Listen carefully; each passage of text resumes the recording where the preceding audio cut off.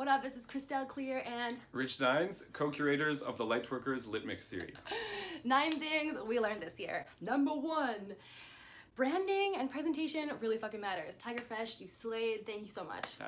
We didn't want to put out just the music. We were inspired by mix series like the Smoky Crow Murder Mix, Booms and Claps, also the Footwork Jungle, really consistent branding, logos, changes over time but stays true to the aesthetic. So we actually spent several hours doodling thong outlines on cereal boxes. And using our friends as models. Hey, can you bend over a little bit more to the left? Okay, yeah, I got that angle.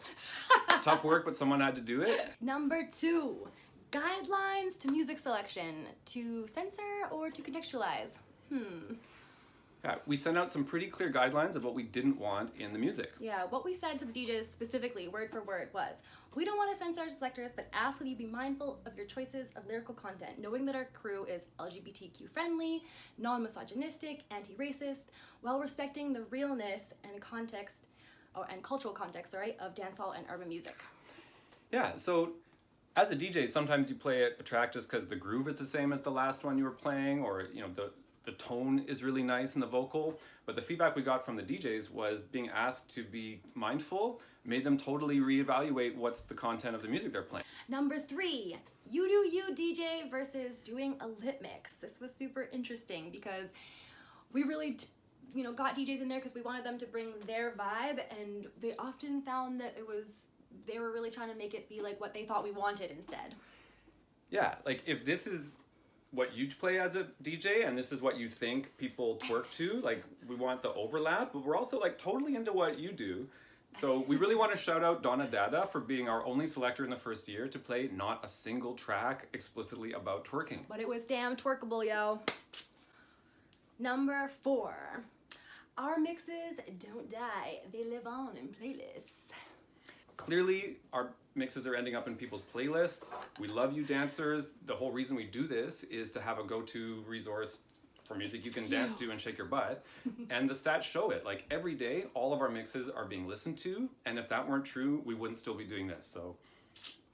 Number 5, we keep stats motherfucking real.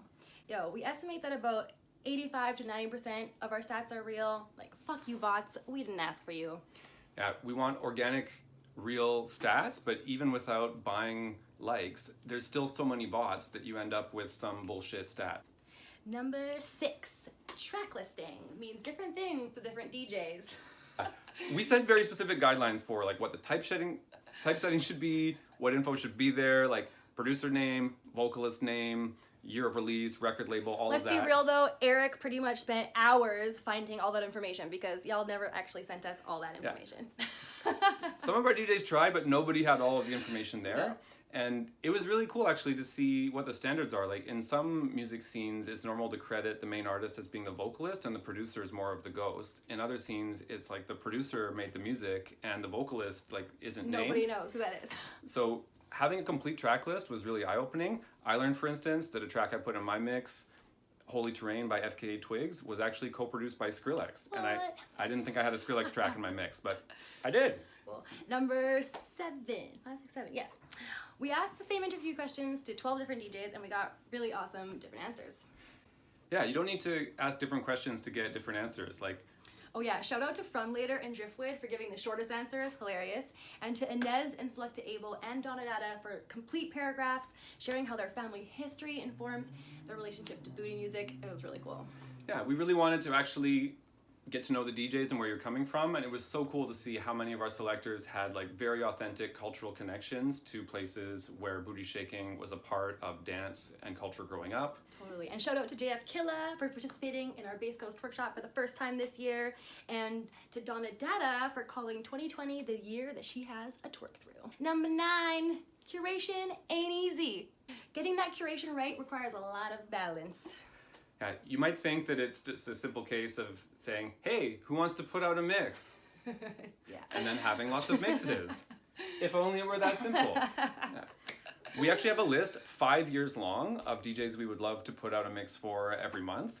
And in addition to that, there's constantly people coming to us saying, hey, can I put out a mix? Hey, can I put out a mix? Hey, can I put out a mix? who are the people who mostly like to do that? Oh, you know, we love you white guys, but you know. You love me? You love me? Yeah. Who'd have thunk that white guys would find it beneficial to put out a twerk mix for a booty dancing crew? But white guys, we do still love you. We just also need to balance, like, are we putting out only mixes by people we know, people that we look up to? Are they only people from our scene here in BC, or are they people from around the world? What tempos and styles of music are people playing? What's the representation in terms of like people's identities and what vibes they're representing? Like, we need to take this all into account. And we're really glad that in our first year, we've had equal representation of men and women. We've had people who've shared about their cultural backgrounds, being it from Caribbean, from Eastern European, from African, from North American. Like, our selectors have families from everywhere, and they've all brought that into the mixes. And that's worth way more than just putting out mixes by the people that we know the best and who are socially the closest to us. So we're going to keep expanding it. Do still keep letting us know if you want to put in a mix. Like, bring it on, but we're going to be real with you. It's hard to fit it all in, and we're doing our best, and we're going to keep doing it. Love you guys, so amazing. And with that, tap that ass, and we're out. Peace.